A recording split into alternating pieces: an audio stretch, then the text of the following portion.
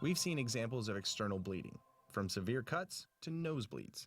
But what about internal bleeding? Bleeding that you can't see. Internal bleeding is bleeding inside the body. When bleeding occurs inside the body, you may be able to see a bruise under the skin, or you may not see any signs at all. You won't be able to tell how much bleeding has occurred. Suspect internal bleeding if a person has an injury from a car crash, being hit by a car, or falling from a height. An injury in the abdomen or chest, including bruises such as seatbelt marks, sports injuries, such as slamming into other people or being hit with a ball, pain in the abdomen or chest after an injury, shortness of breath after an injury, coughed up or vomited blood after an injury, signs of shock without external bleeding, or a knife or gunshot wound. If you suspect internal bleeding, follow these first aid action steps. Make sure the scene is safe. Get the first aid kit and AED. Wear personal protective equipment. Phone 911. Have the person lie down and keep still. Check for signs of shock and provide CPR if needed.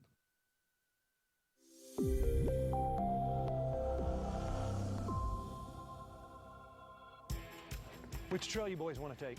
How about the one we did last time? It has some great jumps. Yeah, let's see who can go 3 times around the fastest. Now, guys, this isn't a race.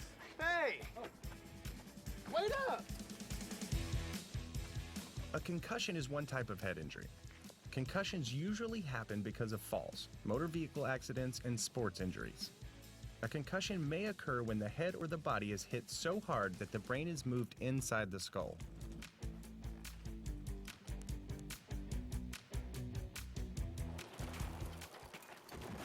Sam! Boys, stay back.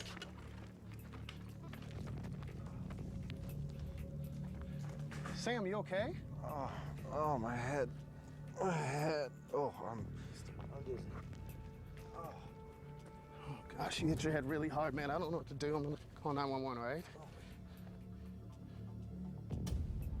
The possible signs of concussion are feeling stunned or dazed, headache, nausea or vomiting, dizziness, unsteadiness, difficulty in balance, double vision or flashing lights, confusion, and loss of memory of events that happened before or after the injury.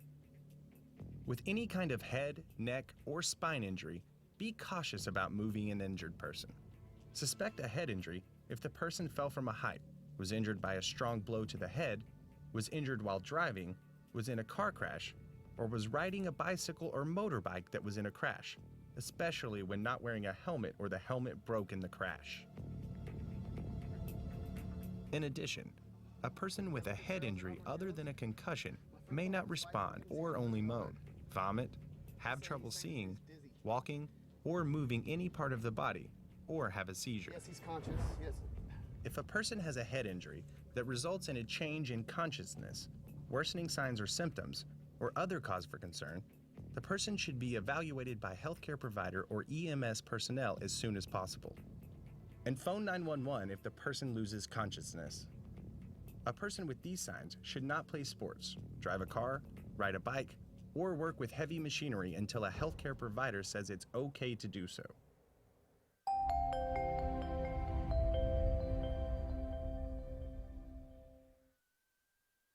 If a person falls, he or she may have injured the spine, which protects the spinal cord. Suspect possible spinal damage if the person is 65 years of age or older, was in a car or bicycle crash, has fallen, has tingling or is weak in the extremities, has pain or tenderness in the neck or back, appears intoxicated or not fully alert, or has other painful injuries, especially of the head or neck. When a person has a spine injury, do not twist or turn the head or neck unless it's necessary to turn the person face up to provide CPR, or you need to move the person out of danger, or if the person is having trouble breathing, is vomiting, or has fluids in their mouth. To summarize, follow these steps when giving first aid for a possible head, neck, or spine injury. First, make sure the scene is safe. Phone 911 and get a first aid kit and AED. Have the person remain as still as possible and wait for someone with more advanced training to arrive.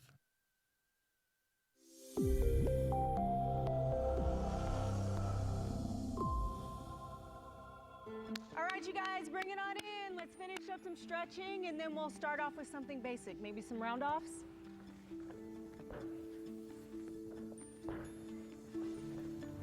Ow! Oh, Coach. What happened? I was trying a tumbling pass and I hadn't warmed up and I just landed funny. Well, can I take a look at it? Yeah, Okay, where does it hurt? right here. All right, you may have sprained your ankle. Sophie, go get the first aid kit. It's in the break room, okay? And Ann, go and get a bag of ice, put a little bit of water in it, and grab a towel, okay? It's in the break room too. Injuries to bones, joints, and muscles are common. But without an x-ray, it may be impossible to tell whether or not a bone is broken or the injury is a sprain. Either way, you'll take the same first aid actions. All right, here you go, careful. All right, now this is probably gonna be a little cold, okay? Okay, How does that feel? it's okay. Coach, Yeah? what am I gonna do? Well, you're probably gonna have to stay off of it for a little while. This couldn't happen at a worse time. I know. Well, this will help with the pain and swelling, okay? Keep this on for 20 minutes, then take it off. No walking on it, definitely no tumbling until you get this checked out. Okay.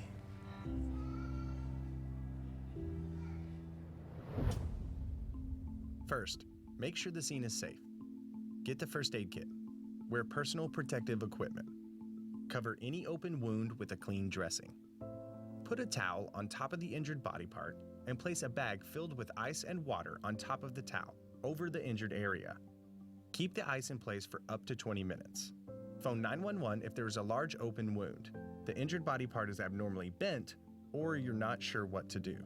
If it hurts, the person should avoid using the injured body part until checked by a healthcare provider.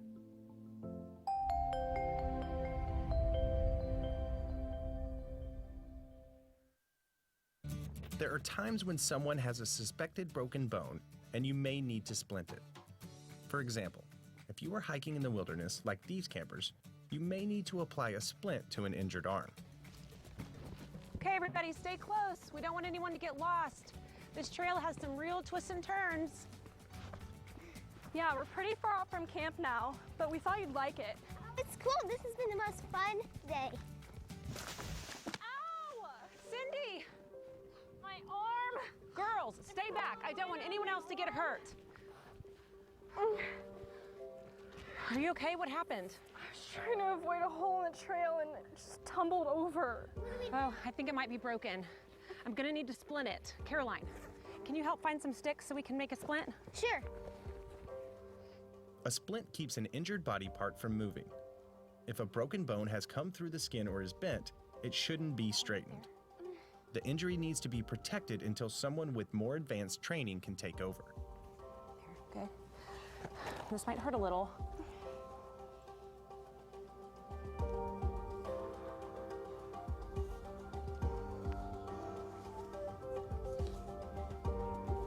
Here, this will hold you until we get back.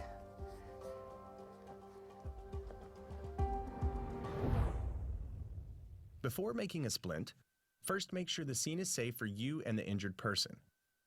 Then, find an object that you can use to keep the injured arm or leg from moving. Rolled up towels, magazines, and pieces of wood can be used as splints.